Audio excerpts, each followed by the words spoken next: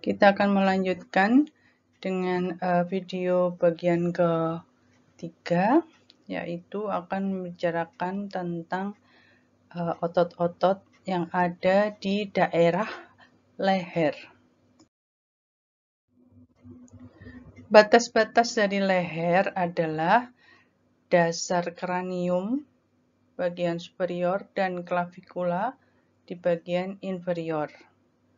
Kemudian struktur penting yang ada di daerah leher antara lain laring, glandula tiroid, dan paratiroid, trachea, oesophagus, dan vertebra.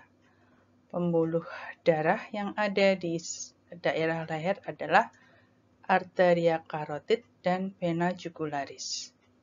Sarafnya adalah plexus brachialis, dan tulang pembentuk dari leher adalah vertebra cervicalis, osioid, manubrium sterni, dan clavicula.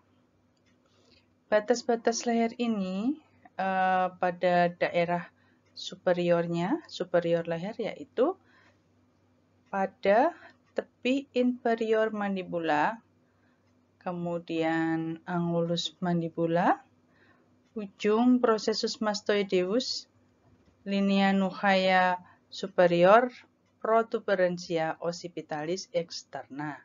Kemudian batas inferior, yaitu incisura jugularis, articulatio sternoclavicular, clavicula, acromnion, dan processus spinosus atau C7.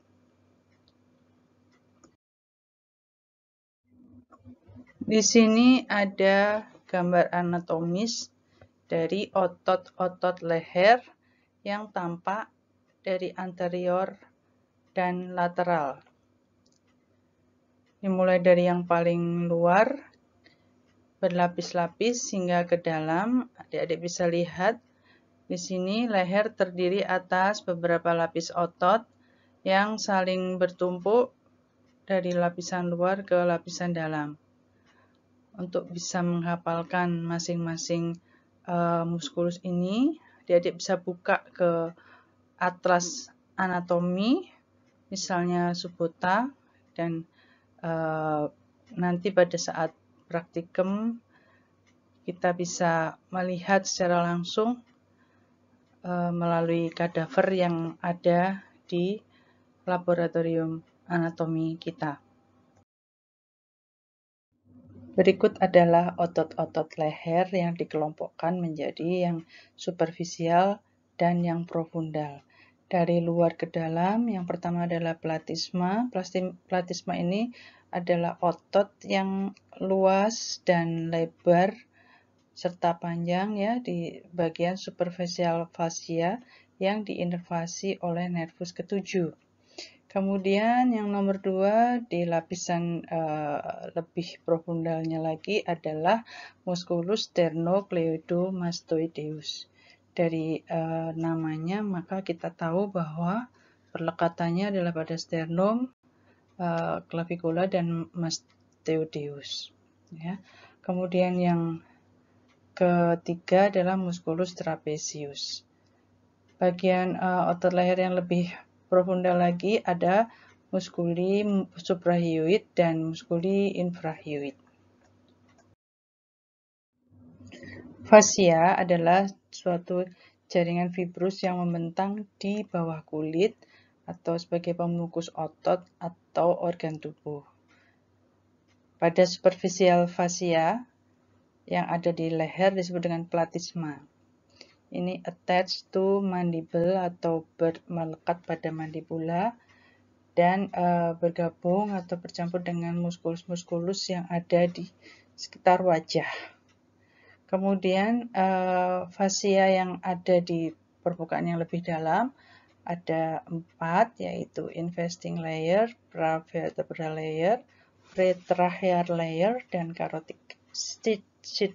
Jadi ini membungkus bagian organ-organ atau bangunan-bangunan yang ada di dalam leher. Misalnya pada investing layer mengelilingi struktur di dalam leher, kemudian pravertebral layer ini mengelilingi kolumna vertebralis dan juga muskulus-muskulus yang ada di punggung. Kemudian pretracheal layer ini menyelimuti bagian dalam atau viscera dari leher. Kemudian carotid sheath ini mengelilingi bandel atau kelompok dari neurovaskular yang ada di dalam leher. Pada slide sebelumnya tadi, untuk muskulus-muskulus yang lebih profunda dari leher, ada dua muskulus yang merupakan kumpulan dari muskulus-muskulus yang ada sekitarnya, yaitu muskulus yang dibedakan menjadi muskulus suprahyoid dan muskulus infrahyoid. Yang muskulus suprahyoid terdiri dari muskulus digastricus, stylohyoid, mylohyoid, dan geniohyoid. Kemudian yang muskulus infrahyoid terdiri atas sternohyoid, sternothyroid, thyrohyoid, dan omohyoid.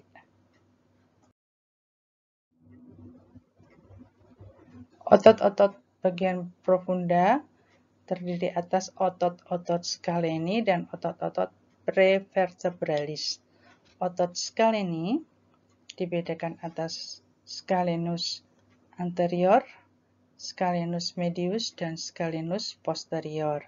Sedang otot-otot prevertebralis terdiri atas musculus longus capitis dan longus coli. Regio coli ini dibagi menjadi dua regio utama, yaitu sebelah anterior dan posterior. Regio anterior dan posterior dari regio coli ini dipisahkan oleh musculus sternocleidomastoideus. Masing-masing regio ini dibagi lagi menjadi beberapa regio yang lebih kecil. Dan pembagian ini akan berbentuk seperti segitiga secara garis khayal atau trigonum, sehingga nanti penyebutannya disebut dengan trigonum coli anterior maupun posterior. Yang pertama adalah trigonum coli anterior. Trigonum coli anterior ini dibentuk oleh musculus omohyoid venter superior dan musculus digastricus, baik yang superior maupun yang anterior. Sehingga membagi trigonum coli anterior menjadi 4 trigonum. Yang pertama adalah trigonum submentalis atau suprahyoid, trigonum submandibularis atau submaxillarius atau subdigastricus, trigonum caroticum superior, yaitu tempat di mana kita bisa meraba arteria carotis, dan trigonum musculare atau caroticum inferior. Ini tampak pada gambar sebelah kanan. Di situ sudah saya beri urutan 1, 2, 3, dan 4. Jadi trigonum coli anterior ini membentuk trigonum-trigonum kecil yang tersebar di 4 posisi tersebut. Nah, bentuknya secara umum adalah bentuk segitiga terbalik dengan apek pada incisura jugularis manubrium sterni yang bawah, kemudian basisnya itu yang basis yang lebih lebarnya pada basis mandibula dan garis antara anterior angulus mandibula sampai dengan processus mastoideus. Kemudian batas anterior adalah daerah atau garis midline dari ujung dagu sampai dengan manubrium sterni. Sedang pada daerah posterior, batas posteriornya adalah margo anterior musculus sternocleidomastoideus.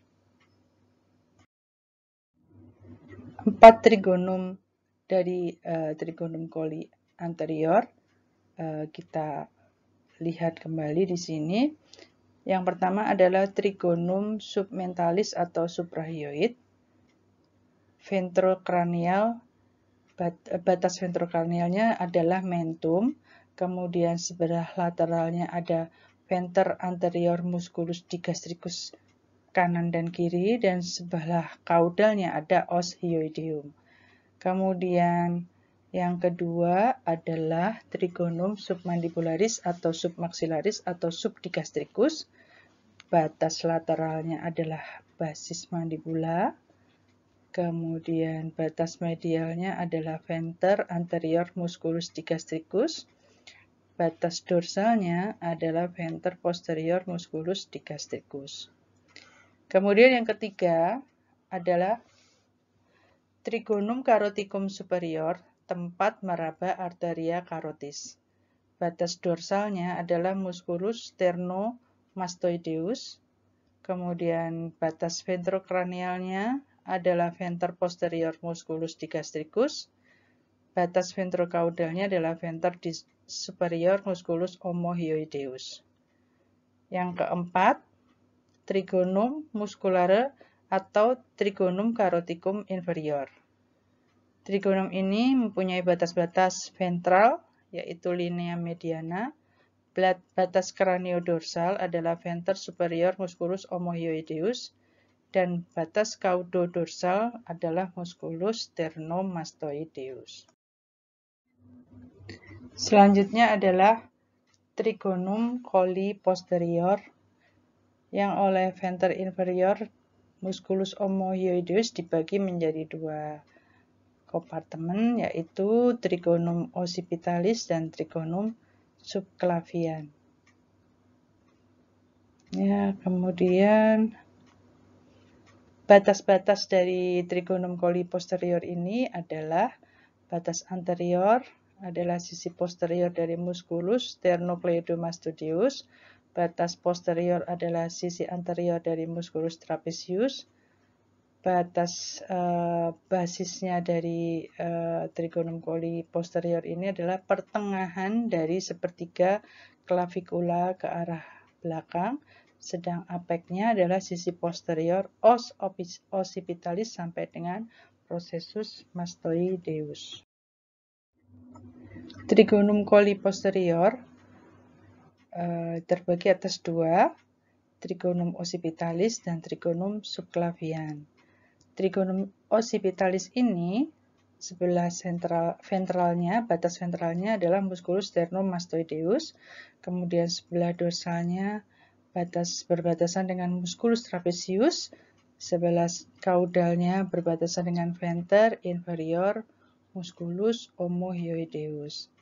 Kemudian trigonum subclavian, sebelah ventralnya berbatasan dengan musculus sternomastoideus, sebelah kranialnya berbatasan dengan venter inferior musculus omohyoideus, dan sebelah caudalnya berbatasan dengan clavicle.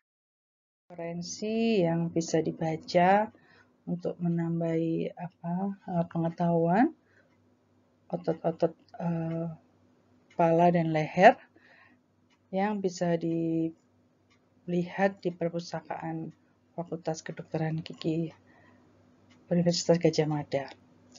Demikian kuliah saya pada kali ini. Terima kasih atas perhatiannya.